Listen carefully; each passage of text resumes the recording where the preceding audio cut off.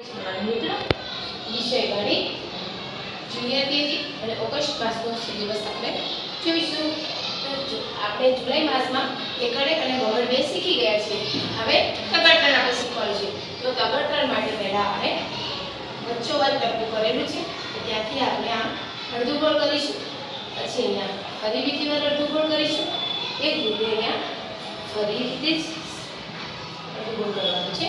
એ રીતે બાળકોને આપણે તગડતર શીખવાડીએ ત્યારે અડધું ગોળ કરી ગોળ મીંડાવાળો તગડતર બાળકોને આપણે એવી રીતે ખાનું છોડાઈને વચ્ચોવચ આપણે પેન્સિલ મુકાઈને આ રીતે અડધું ગોળ કરી પછી ગોળ મીંડું કરાવીશું અને પછી બીજું અડધું ગોળ એટલે કમ્પ્લીટ તગડતર ગોળ મીંડાવાળો થશે.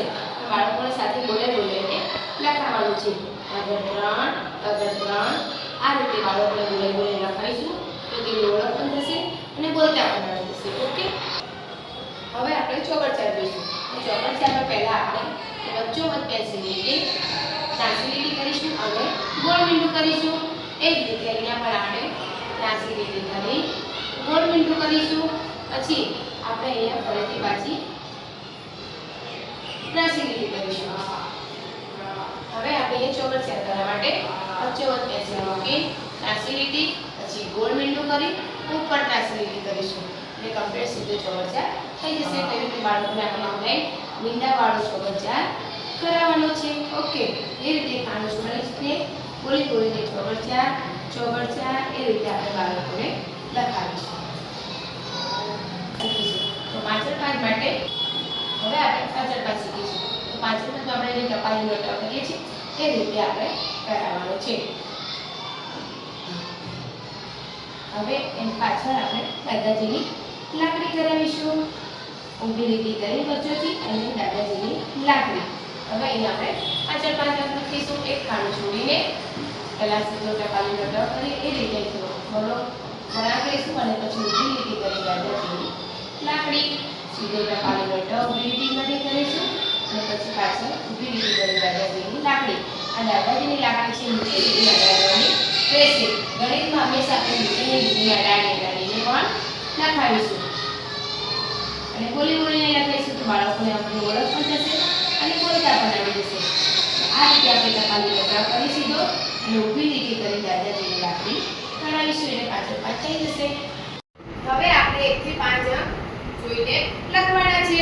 તો પહેલા આપણે એકડે ઉપર લખેલો છે એ રીતે જોઈને ખાનું છોડીને એકડે લખીશું. પહેલા ગોળ મીંડું કરીશું પછી ઊભી લીટી કરી દાદાજીની લાકડી.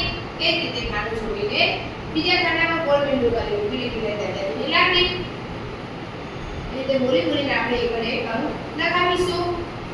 હવે આપણે પકડ બે લખવાનો છે. તો પકડ બે માટે પહેલા અડધું ગોળ કરીશું. પકડ બે માં આપણે ખાનું છોડીને અડધું ગોળ કરીશું. વચ્ચોવચથી પેન્સિલ રાખી અડધું ગોળ કરીશું અને પછી ગોળ મીંડું કરી ઊભી લીટી કરી દાદાજીની લાકડી એટલે પકડ બે થઈ જશે. એ જ રીતે ખાનું છોડીને આપણે બીજા ખાનામાં લખીશું. પકડે બે આ રીતે બોલી બોલીને બાળકોને આપણે લખાવીશું. હવે એ જ રીતે ખાનું છોડીને આપણે તગડતર લખીશું. તો તગડતરમાં પહેલા અડધું ગોળ કરીશું પછી ગોળ મીંડું અને પછી બીજું અડધું ગોળ એટલે સરસ મજાનું તગડતર થઈ જશે. તો આપણે બાળકોને બોલાવીને લખાવીશું તો તેની ઓળખ પણ થશે અને તેને બોલતા પણ આવડી જશે. ગણિત વિષયમાં આપણે નીચેની લીટીને અડાડીને લખવાનું છે. તો વચ્ચોવચ આપણે પેન્સિલ વાળા ચૂલે મુકાવીશું. પછી આ અડધું ગોળ કરાવીને ગોળ મીંડું અને નીચેની લીટીને અડાડીને બીજું અડધું ગોળ કરીશું એટલે સરસ મજાનું તગડતર થઈ જશે. એ જ રીતે ચોગડચાર કરવાનો છે. તો બાળકને કહેવાનું વચ્ચોવચ પેન્સિલ મૂકે અને ત્યાંથી આમ ત્રાંસી લીટી કરી નીચે અડાડશે પછી ગોળ મીંડું કરીને ઉપર ત્રાંસી લીટી એટલે સરસ મજાનું ચોગડચાર થઈ જશે. એવી જ રીતે આપણે ખાનું છોડીને પહેલા બાળકોને વચ્ચોવચ પેન્સિલ મુકાવીશું એટલે અક્ષર પણ નાના થશે અને નીચેની લીટીને અડાડીને લખાશે. આ રીતે ત્રાંસી લીટી કરી ગોળ મીંડું કરી લીટી ઊંધી કરાય. ચોગડચારની બંને લીટી ઉપર આવશે. ઘણા બાળકો આડાઅવળા કરે છે તો એ રીતે કરવાનું નથી. એવી જ રીતે આપણે વચ્ચોવચ પેન્સિલ મૂકીને નીચે ત્રાંસી લીટી અડાડીશું પછી ગોળ મીંડું કરીને ઉપર ત્રાંસી લીટી એટલે ચોગડચાર કમ્પ્લીટ થઈ જશે.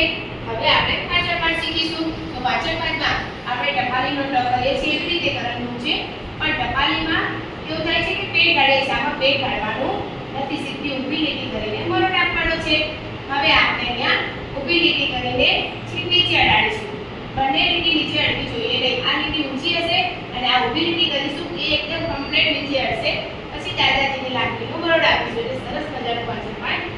છે. એવી રીતે આપણે ખાનું છોડીને અહીંયા ટપાલીનો ટ કરીને દાદાજીની લાકડી કરવાની છે અને અહીંયા પેટ કાઢવાનું નથી. બરાબર? તો ઊભી લીટી સીધી આપણે નીચે અડાડીશું, પછી દાદાજીની લાકડીનો મરોડ આપીશું. તો આ પાછળ પાંચ બોલાઈને નીચેની લીટીને અડાડીને લખવાનું છે. એટલે બાળકોને લખતા અને બોલતા અને ઓળખતા ત્રણેય આવડી જાય. ઓકે, જય શ્રી કૃષ્ણ. વાલી મિત્રો, આપણે જે રીતે બાળકોને 1 થી 5 જોઈને લખતા શીખવાડ્યું છે, તેવી રીતે અહીંયા 1 થી 5 અંક પોતે લખવાના છે. તો બાળકોને પૂછવાનું પહેલા શું આવે તો એ કડે. તો આપણે અહીંયા ગોળ મીંડું કરીને ઊભી લીટી કરીને દાદાજીની લાકડી આપીને કડે લખાઈશું. એવી જ રીતે હવે બીજા ખાનામાં આપણે બગડવે. બગડવે માટે વચ્ચોવચ્ચ પેન્સિલ મૂકીને અડધું ગોળ કરીશું, પછી ગોળ મીંડું ઊભી લીટી કરી દાદાજીની લાકડી બગડવે થઈ જશે. એવી જ રીતે અહીંયા હવે આપણે ટગરટન. તો વચ્ચોવચ્ચ પેન્સિલ મૂકીને અડધું ગોળ, ગોળ મીંડું અને બીજું અડધું ગોળ નીચે અડાડવાનું એટલે ટગરટન થઈ જાય. પણ આપણે ટગરટન હંમેશા ગોળ મીંડા વાળો જ કરવાનો છે, એટલે ફિનિશિંગ સારું લાગશે. એવી જ રીતે આપણે અહીંયા ચોગડચાર કરાવીશું. તો વચ્ચોવચ્ચ પેન્સિલ મૂકીને નાસી લીટી નીચે અડાડીશું, પછી ગોળ મીંડું કરીને ઉપર એટલે ચોગડચાર. એવી જ રીતે હવે ખાનું છોડીને આપણે પાછળ પાંચ માટે ટપાલીના ટ જેવો મરોડ આપવાનો છે, પણ પેટ કાઢવાનું નથી. એ રીતે વાળીને ઊભી લીટી કરીને દાદાજીની લાકડી એટલે સરસ મજાનો પાછળ પાંચ થઈ જાય. એવી રીતે બાળકોને એક એક ખાનું છોડાઈને બધા ખાનામાં લખાવવાનું રહેશે. જેમ કે એક લાઈન હું લખું છું, તમારે એક રીતે બધી લાઈનોમાં લખાવવાનું છે.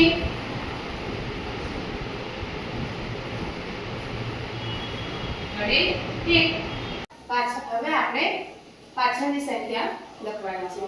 તો આ શું લખ્યું છે બાળકોને પૂછવાનું એકડે. તો એકડે પછી શું આવે તો બાળકો કહેશે પગડવે. તો સરસ મજાનો અડધું ગોળ કરી ગોળ મીંડું ઊભી લીટી કરી આડી લીટી કરી મરોડ વાળો બગડવે કરીશું. એના પછી આ તગડતન છે. તો તગડતન પછી શું આવે બેટા તો કે ચોગડચાર. ચલો આ શું લખ્યું છે બગડવે. તો બગડવે પછી શું આવશે તો તગડે ત્રણ એમ બોલાવીને લખાવવાનું છે. આ શું લખ્યું છે ચોગડચાર. તો ચોગડચાર પછી શું આવે પાછળ પાંચ. આ રીતે આપણે બાળકોને બોલાવીને પાછળની સંખ્યા લખાઈશું. હવે વચ્ચેની સંખ્યા. તો 1 અને 3 ની વચ્ચે શું આવે તો કે બગડવે. 4 અને 6 ની વચ્ચે શું આવે એટલે ચોગડચાર પછી શું આવે બાળકને ખબર ના પડે તો આ રીતે પણ આપણે સમજાવીશું કે ચોગડચાર પછી પાછળ પાંચ આવે.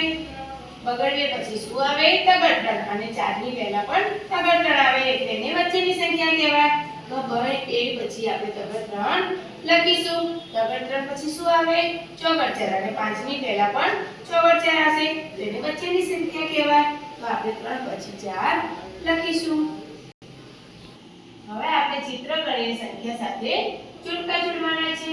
તો પહેલા આપણે ચિત્ર ગણીશું, લીટી કરીને કાઉન્ટ કરીશું. 1 2 3 4 5. પછી બાળકોને કહીશું આમાં પાછળ પાંચ ક્યાં છે? આ છે તો કહેશે ના, આ છે ના, આ છે ના, આ છે ના.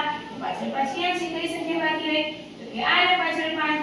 આને આપણે બાળકોને સ્કેલથી ટપકાને ટપકા જોડે જોઈ કરાવીશું. અંકને કે ચિત્રને અડાડીશું નહીં. તો હવે આ શું દોરી છે બાળકો તો કહેશે એપલ. તો કેટલા છે ચલો કાઉન્ટ કરો. 1 લીટી કરીને જ કાઉન્ટ કરાઈશું. બહુ મોટી લીટી નહીં કરાઈએ, નાની લીટી કરીને કાઉન્ટ કરાઈશું. અને 3. તો આપણે આ ટપકાને તગડતન ક્યાં છે બાળકો બતાવશે આ રહ્યો. તો આ ટપકાથી આ તગડતનના ટપકા સુધી આપણે જોઈન કરીશું. ચલો હવે આ શું દોરી છે બેટા તો કહેશે ધજા. ચલો કેટલી છે ગણો જોઈએ 1 2. તો હવે આપણે અહીંથી બગડવે ક્યાં છે પહેલા જોવાનું કે આ રહ્યો. બાળકો જોડે બતાવવાનું હમણાંથી. પછી એને આપણે બગડવેને આપણે અહીંયા ધજા જોડે જોઈન કરીશું. ઓકે ચલો આ શું દોરી છે બાળકો તો કહેશે સ્માઈલી. તો ચલો કાઉન્ટ કરો 1 2 3 4. તો ચોગડચાર ક્યાં છે બાળકો બતાવો આ રહ્યો ચોગડચાર. તો આપણે ચોગડચારને અહીંયા સ્માઈલી જોડે જોઈન કરીશું. ચલો આ શું દોર્યું છે તો કહેશે 4. કેટલા છે કાઉન્ટ કરીશું 1. તો એકડે ક્યાં લખ્યું છે તો બાળકો આંગળી દ્વારા બતાવશે આ રહ્યો. એને આપણે એકડે અહીંયા